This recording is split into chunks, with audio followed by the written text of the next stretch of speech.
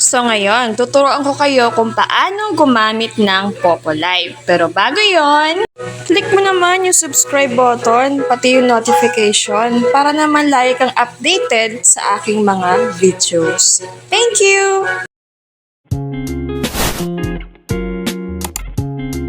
Sa paggawa ng account, lagay nyo lang po yung inyong username, birthday, country, kung ikaw ay babae or lalaki, at inyong profile picture. Tapos, bago nyo po i-click yung login with Facebook or Google, click nyo po muna yung by using Popo you agree to the, yung nasa baba po, yung bilog. Then, login na po. So, sa baba po ninyo makikita yung inyong mga pipindutin. Ayan. So, dito yung solo live. Dito po yung party. Ito naman po yung parang my day lang po ito eh. Ito naman messages and yung profile mo. So, mamaya na po tayo pumunta dyan. Dito muna po tayo sa solo live. Pag po tayo ay magsa-solo live, pipindutin lang po natin itong live sa gilid, yung kulay pink. Yan. So, lalabas na po yung inyong camera. Lagi po siya naka-front cam kasi nga po, kayo po ang magbibideo sa sarili nyo. Hindi po pwedeng naka-back camera. So, bago po kayo mag-live, kung kayo ay bagong gising, wala pang ayos, pwede nyo pong gamitin tong mga editor dito sa gilid lang po, sabi po ng live. Ayan. So, pwede nyo pong i-edit yung sarili nyo, gumamit ng sticker effect, ayan. Ayan, ganyan. Or, filter. Pwede rin pong gumamit ng filter para po maganda po kayo sa camera. Yan. Okay, pagtapos na po, meron din po sa taas ito. Yan, nasa taas na yan. So, dyan po kayo mamimili kung ano yung gusto nyong gawin. Kumari, chatting, singing, dancing, make friends, game. Sa chatting, kahit anong gusto mong gawin. Halimbawa, nanonood ka lang ng TV, nagluluto ka, gumagawa pa na ibang trabaho sa bahay, pwede po sa chatting. Kapag po singing ang pinili nyo, dapat po buong oras nyo dito sa live ay kumakanta kayo. Ganun din po sa dancing. Dito sa dancing, pwede po kayong mag-zumba, di ba? Pampalipas oras lang. Ayan, make friends. Sa make friends po, dito po yung parang may kakausap sa inyo na ibang tao. May ipagkaibigan kayo. And game. Ayan, maglalaro lang. Ayan. So, chatting halimbawa. So, para po kayo ay hindi antukin, kasi po, nakakaantok po mag-solo live eh. Kumana po kayo ng gagawin nyo habang kayo ay nakatutok sa camera. Kasi, 1 to 2 hours po kayo mag-solo live. Bali rin po sa, nakabase rin po sa task, sa oras ng task na gagawin nyo, kung gaano katagal. Okay, yan po. So, try po natin mag-live. So, ito po yung itsura during your solo live. So, yung mga nakikita nyo po yung lumalabas na orange, yung nasa taas, na random PK mission, wala po yan. Wag nyo na lang pong pansinin yan. Tapos, kapag po titignan nyo yung reward nyo, pinutin nyo po yung 3 line sa baba. So, pinutin nyo po yung microphone off kung gusto nyo po naka-off cam at yung reward. Dito nyo po makikita kung nakakailang oras sa back kayo sa inyong solo live. Nasa loob po ng violet na box yung daily task sa solo live. So, yung nakikita nyo pong PK na yan, wala rin po yan. Para lang po yan sa mga may agency na, may member, saka mga level up na nagla-live. So, nasa bandang baba po yung inyong daily task for solo live. Ayan po yung nakalagay, daily live duration, 60 minutes. So, nakaka-19 over 60 minutes na ako. Kung mapapansin nyo din na 60 minutes lang ang aking solo live ngayon, kasi nga po, nagkaroon po ako ng violation. Kaya po, ingat po tayo sa pagkakaroon ng violation. Kasi po, pag wala kang violation, ang makukuha mo talaga ay 20,000 points. Kasi 2 hours ka magla-live. At pag natapos na po tayo sa ating live or party live, wag po tayo basta-basta mag-exit. Kunin po muna natin yung ating reward bago tayo mag-exit. Kung kayo naman po ay biglang masi-CR, pwede nyo naman pong i-post yung inyong solo live. i-click nyo lang po yung X sa itaas. Pwede na po kayong mag-out, kagaya nyan.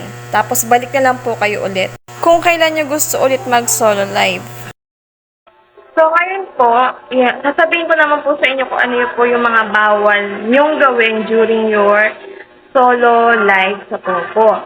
So, una po ay, bawal po yung poor quality video. Pag sinabi pong poor quality video, yung against po kayo sa ilaw, against the light, madilim po yung inyong lugar na pinagbibidyohan, malikot po yung pagbibidyo nyo. Kailangan po kasi hindi malikot para po kasi yung mukha nyo ay nadedetect pa rin ng camera. Bawal din po ang bata. So, kung kayo ay may maliit na inaalagaan o anak, so kapag po siya ay lalapit sa inyo, lumayo-layo po kayo ng konti sa kanya kasi baka masama po siya sa inyong pagsisolo live. Makita po siya sa camera. Then, bawal din po ang revealing na damit. So, pwede naman po kayong magsando. Kagaya ito nakasando. Pero wag lang po yung masyadong luwa yung yung sa dibdib, yung nakikita na po yung cleavage. So, bawal po yun. Yun po yung ilan sa mga bawal na alam ko. So, usually po kasi ang nagiging violation po dito ay yung poor quality video. Yun po yung kadalasang naging violation ng ilang kasi nga minsan yung camera nila malabo, blurred, kaya pangit yung lugar na pinagbibidyoan, kaya yan, ayan. Ayan, against ako sa light. Kailangan po kasi hindi against the light. Yan, parang ganyan kalinaw. Opo. So, yun po yung ilan sa mga violation. Kapag naman po kayo ay nagka-violation, may punishment po yan. So, ang magiging punishment po ay sa halip po na 1 to 2 hours ang gagawin yung task sa solo, magiging 1 hour na lang po siya. Tapos, ang points din po na makukuha nyo ay 1,000 na lang po. Kasi yung original points po ng sa solo live ay 10, balitig 10,000, dalawang 10,000, 20,000 total. So, sayang po, di ba? Kapag nagka-violation tayo, napakalaki po ng bawas sa points. Magiging 1,000 na lang siya. Hindi lang po yan isang beses na punishment. Halos buong level mo ay ikaw ay puro ganun lang points na makukuha mo. Kaya ingat po tayo na magka-violation. Okay po ba?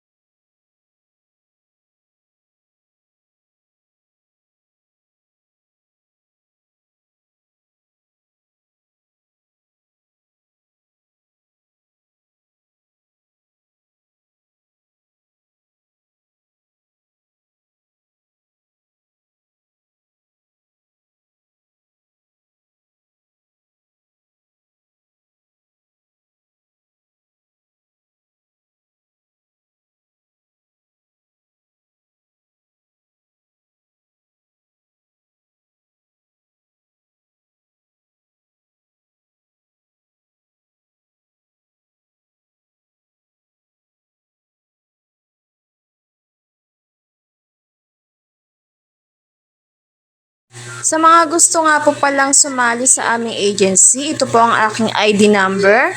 So, ganun lang po gumamit ng Popolive. Madali lang naman po siya gamitin, lalo na po kapag ginagamit niyo na po yung application.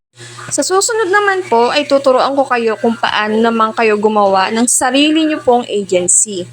So maraming salamat po sa panonood. Hanggang sa muli. Bye-bye!